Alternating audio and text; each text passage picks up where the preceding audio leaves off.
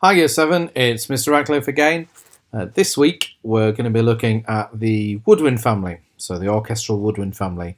And we've got 4 instruments to look at, although we're going to look at a couple more as well. The 4 instruments that you'll find in an orchestra are the flute, the clarinet, the oboe, and the bassoon. And those 4 instruments you will always find in an orchestra, and they've remained unchanged for about 350 years. Although there are a couple of extra as well, and we're going to look at those too. Now, I'm delighted to say that we've got some of our fantastic Perry teachers again who are going to show you around the instruments, along with a couple of videos that I've got off the internet. I don't think you realise how lucky you are to have some fantastic Perrys who are willing to record some videos for you and show you how these instruments work. So hopefully you'll enjoy it. The first one you're going to see is Mrs. Bryan, who is our flute teacher, and she's going to show you the flute. Hello everybody, I'm here today to talk to you a little bit about the flute.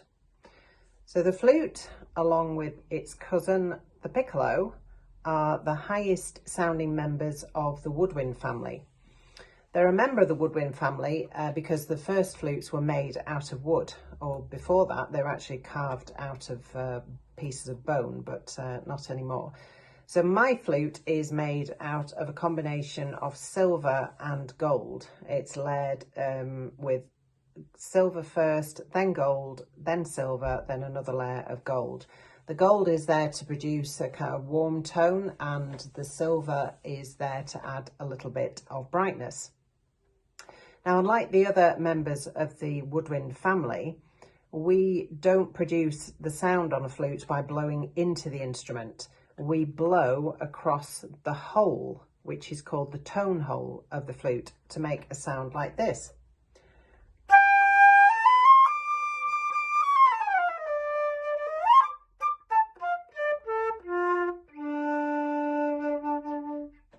So we can get quite low sounds and we can get really high sounds.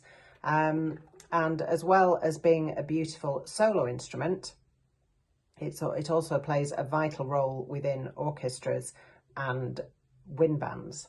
We get to play pieces of music like this.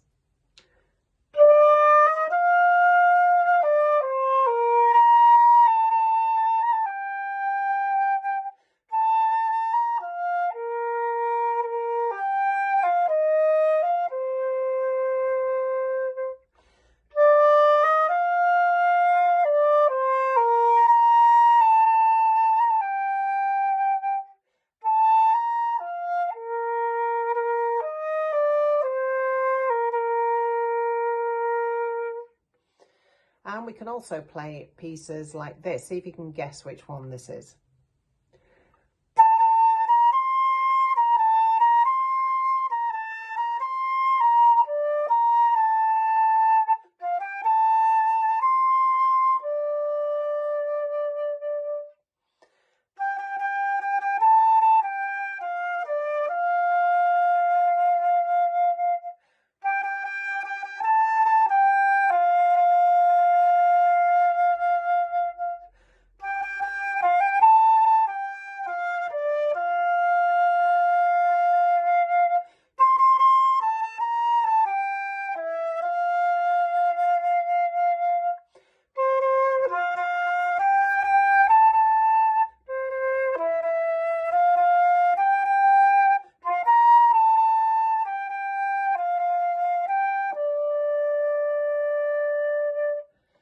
Yeah, I'm sure you all guessed that was A Million Dreams from The Greatest Showman.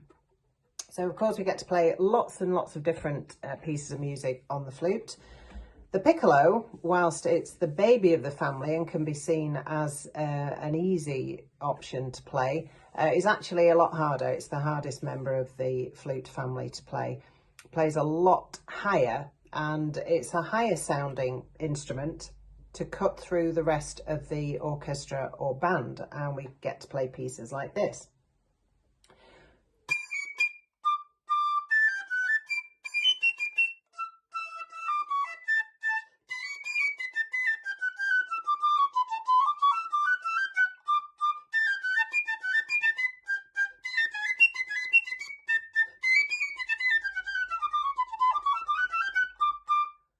which is a lot of fun to play. So the other member of the flute family is called the alto flute. I'm not sure you can get that all in the shot. I hope so. It's a lot bigger than my normal flute, so I don't know if you can see the difference in the sizes there.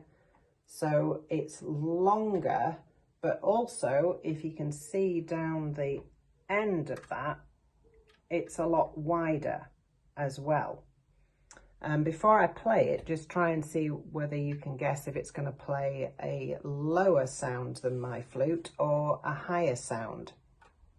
And it's obviously a lot bigger than the piccolo. So for this one, we need to blow a lot more gently. All right, it's quite a big tube to fill, and we're still going to play it in exactly the same way. We're going to blow over the tone hole.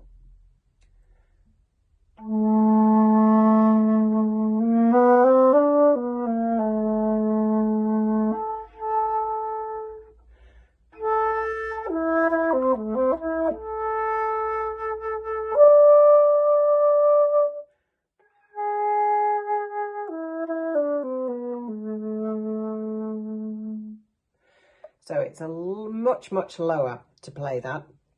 There are bigger flutes than that. There's the bass flute, and then there's one that we call a big Bertha, which rests on the floor. It comes all the way up, and it's a big triangle. I don't have one of those. I wish I did, but and again, you'd have to blow really gently to get the sound out of it. So that's just a brief introduction to the flute. So I hope you found that interesting. Thank you. So as you can see, Mrs. Bryan kind of gave you a little bit extra there in that she also showed you the piccolo as well. And the piccolo is like a baby flute, and it's not always used in an orchestra, but it's used quite often in modern pieces because it adds that extra high stuff in the orchestra. It's the highest instrument in the orchestra, so it stands out from miles and miles away. You'll always hear it, and you only ever get one piccolo because that's all you need in an orchestra to hear it. So the next instrument I'm going to jump onto is going to be the oboe. It's the next one down in pitch. So whereas the flute and the piccolo are the highest ones, the oboe is the next one down. So this is the video off the internet from a oboe player from the Philharmonia Orchestra.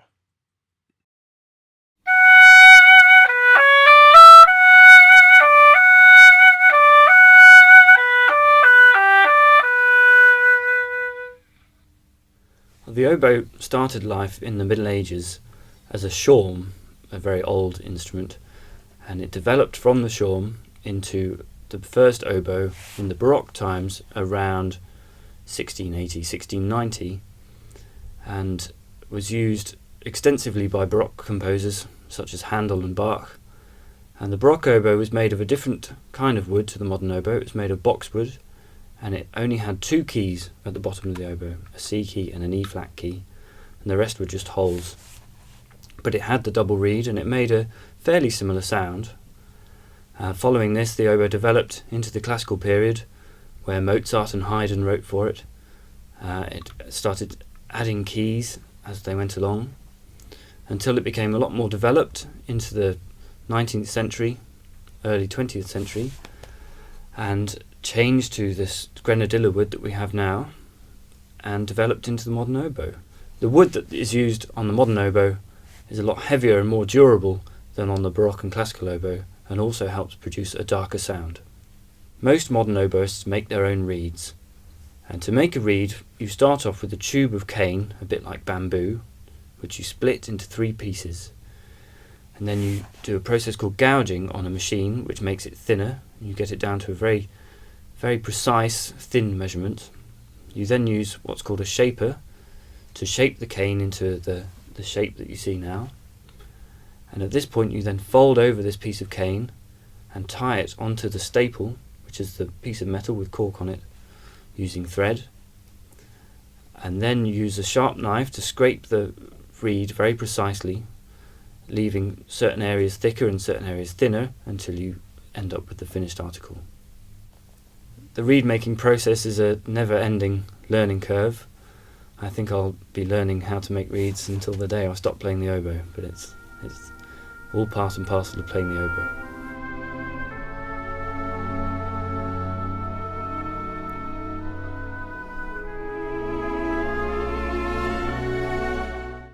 So that's the oboe. It's got a really unique sound, and we don't find many oboe players around, to be fair.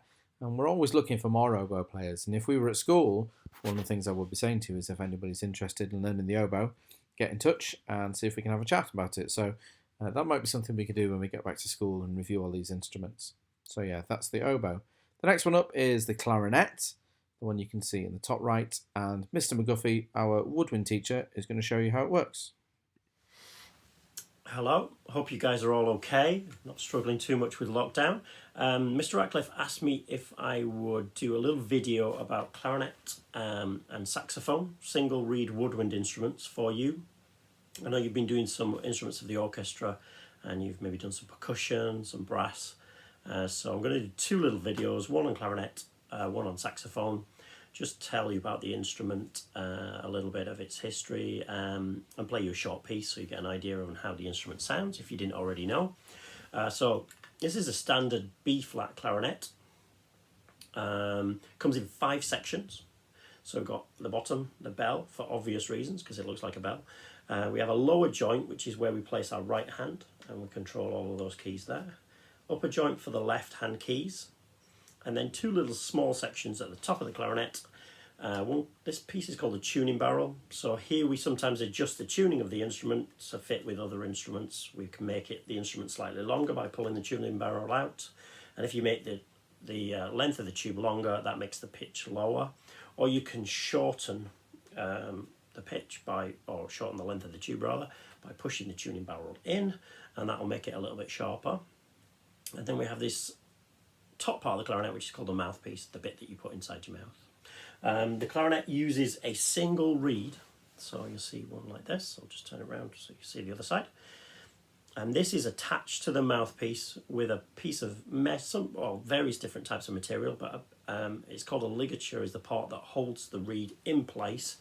It can be made out of metal, leather, some people even use string, and then that enables the reed, when we blow, to vibrate, and that vibration is sent down the tube by the air that we're blowing, and it produces sound. So, for example, clarinet has 3 different registers. We have the lowest register, which is called a chamallow register, which is the most natural amount of sound produced by this length of tube. So if I was to play that, this is the lowest note you can play on the instrument, and it's the natural range that you can produce on a tube of this length. So this is the lower register.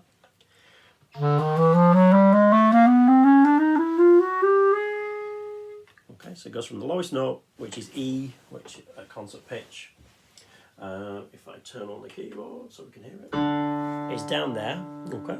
And the clarinet can go as high up as around there on the piano, so it's got quite a wide range as an instrument, and that makes it quite versatile. So that's the lowest register, it's called a chamallow register. That's the natural range that this length of tube produces. Then on the back of the instrument we have what we call a register key. And if you push this down and do the same fingers as I just did in the chamallow register, you get the second register of the instrument. So it takes us a little bit higher. And then we get a third register on top, which is called the altissimo range. And then you have more unusual combinations of fingers for the altissimo range, whereas generally on a clarinet, take a finger off, you'll go to the next note up. But the altissimo range has some more unusual fingerings, and the notes go quite high, can be a little bit piercing if it's played really loud and you're close to it. But yeah, 3 registers to the instrument, quite a wide range, and it produces, I think, I personally think the best sound of the woodwind instruments in terms of its mellowness and the tone. So I'm just going to now play you a short piece. It's from the grade 5 syllabus called Talking the Talk, and it's quite a nice jazzy little piece, but it gives you an idea of a part of the range of the clarinet and how it sounds when it's low down and a little bit higher up as well. Okay.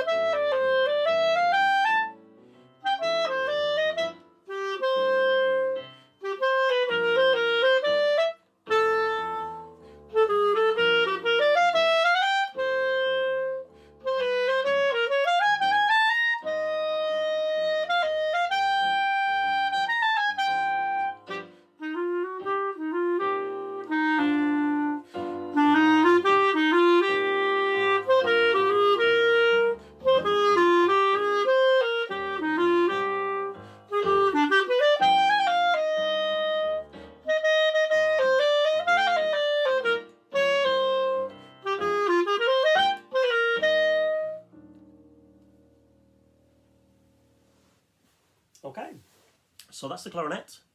Comes in various different sizes in terms of this is the standard size, the B flat. You can get E flat clarinets that are smaller, A clarinet that's slightly longer, or bass clarinets. Mr. Ratcliffe might play you some different size clarinets, and then you can hear the tone that they produce. I think it's a great instrument to play, and hopefully if some of you have not playing any instruments at the moment and you're thinking, I like the sound of that, I'd like to give it a go, then obviously let Mr. Ratcliffe know. Okay, and I'll be back in a few minutes just for the saxophone. So thanks to Mr. McGuffey for that. So the final instrument is the bassoon, and the bassoon is probably the strangest orchestral instrument. It's the one people don't really recognise either when they look at it or when they hear it. It's a long tube, and it got a really kind of strange sound to it, but a beautiful sound. And again, we don't really get many bassoon players. We've had a few over the years at school, but if anybody's interested in learning the bassoon, I have one in the cupboard, and you can have lessons for free. So just let me know. This is the bassoon. My name's Amy Harmon and I'm Principal Bassoon of the Philharmonia Orchestra.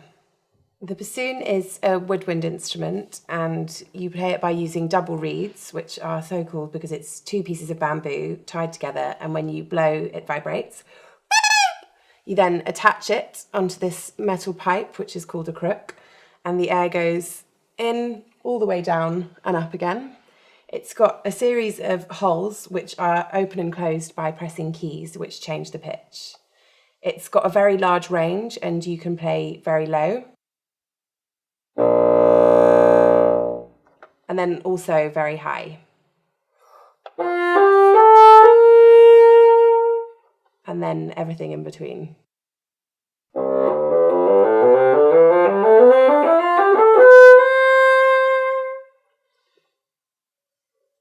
So that's the bassoon.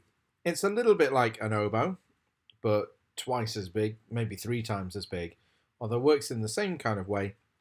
It makes a very similar kind of sound to the oboe, but is always a bit lower down. So the last instrument I'm going to show you is not, strictly speaking, a member of the orchestral woodwind family. It's the saxophone, and the reason it's not in an orchestra normally is because it's a bit too loud. The saxophone was originally invented to be loud, to be an instrument that people could march around with in military bands and wind bands. So it would get in the way a little bit too much. However, because it's such an important instrument, I've asked Mr. McGuffey, our woodwind teacher, to show it to you so you can see how it works and what it sounds like.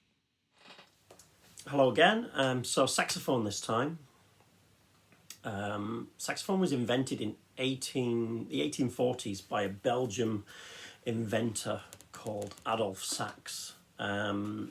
He was asked to produce an instrument that could be used in military bands and could potentially be loud enough to compete with the brass section.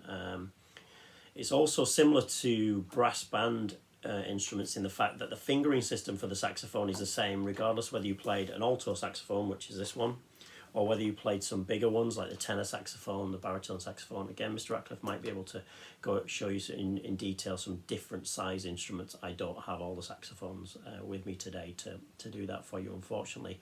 So I'm just going to play you a bit on the alto sax, but the different sizes of the saxophone, they all read treble clef, and they all have the same fingering, so that's really helpful, like it is in brass bands with brass band instruments, in that once you've learned one of the saxophones and the fingering system, you can transfer onto another saxophone of a different size and play that. Now, obviously they're slightly different to play because of the size of the tube that you're blowing down, and the mouthpieces get bigger as the size of the saxophone gets bigger.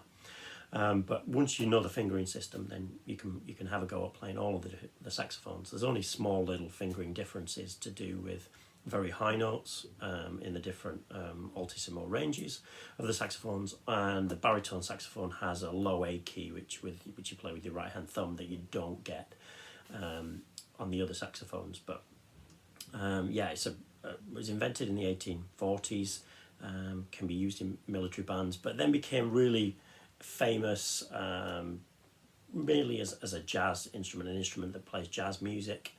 But you can get classical saxophone music and jazz stuff. It's used in pop. You'll hear it on all sorts of pop tracks as a saxophone players playing on there, and can be used even in orchestral pieces. So again, it's a really versatile instrument.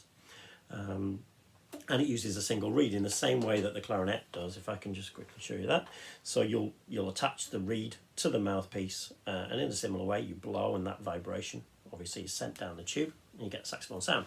Now the saxophone is often taught, people often say, well, that's a brass instrument, isn't it? Because it looks like it's metal, it's made out of metal. But because it uses a reed, a single reed instrument, it is part of the woodwind family. It has a more metallic sound than the clarinet, just that we were playing, or I was playing earlier for you. So it does produce a bigger sound, a louder sound, which is really helpful if you are using it in, say, a military band setting, and there's lots of brass instruments. The saxophone's got a better chance of being heard, along with because the brass can play quite loud.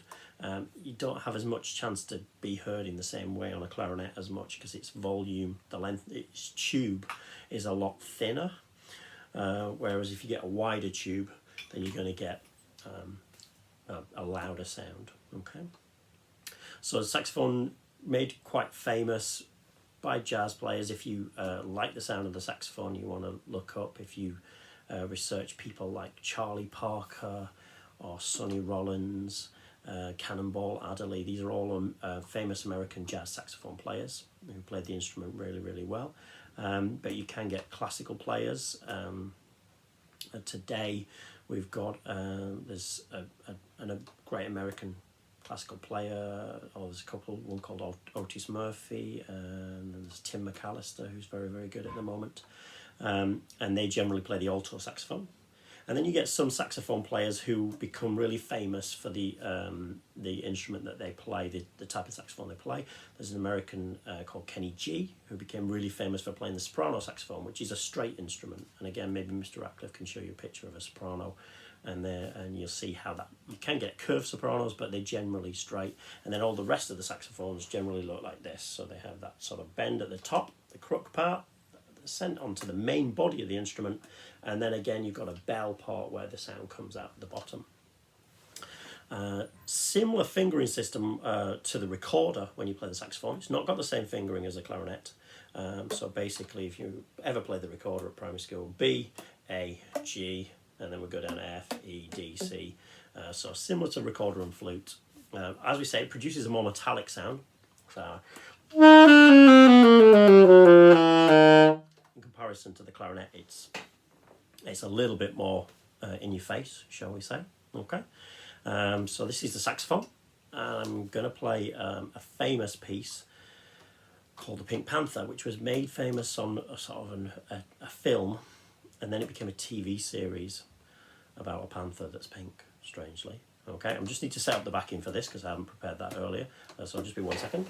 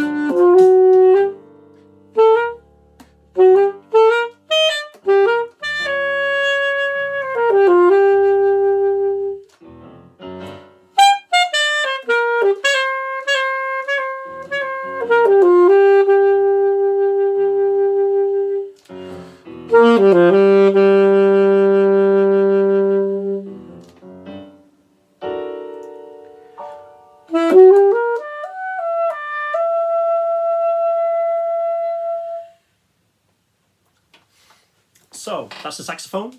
That's the alto saxophone. You can get sopranos, tenors, baritone. Hope you like the sound of it, and hope you, as I say, doing well in your lockdown, and keep playing your musical instruments if you're a music player. And if you do think, right, that's the instrument that I want to play, I want to do that, I really like that, then let Mr. Ratcliffe know. Okay. So there you go, brilliant. That's the saxophone. Mr. McGuffey, our saxophone teacher, showing you how it works. You'll see on the screen as well, there's one that I've not given a demo of, which is the recorder. Some of you might have played recorder at primary school. I'd love to know if that was you and you did play it. The recorder is basically a really, really simple woodwind instrument. Just a tube that you blow in the end, and it's got some finger holes that change the note. The other ones are all basically a little bit more complicated recorders. But together they make a beautiful sound, and they make a beautiful quartet of instruments. So the flute, the oboe, the clarinet and the bassoon. And they make a really nice family in the orchestra. They work really well together. So to finish off, something a little bit daft. This is not a proper orchestral woodwind instrument. As you'll see, it's not really a woodwind instrument, but it might be something that you'd like to watch. Maybe if you've got some spare time and a mouthpiece hanging around somewhere and a carrot, maybe you could do this. If not, I will see you hopefully as soon as we can. Next lesson will be the strings.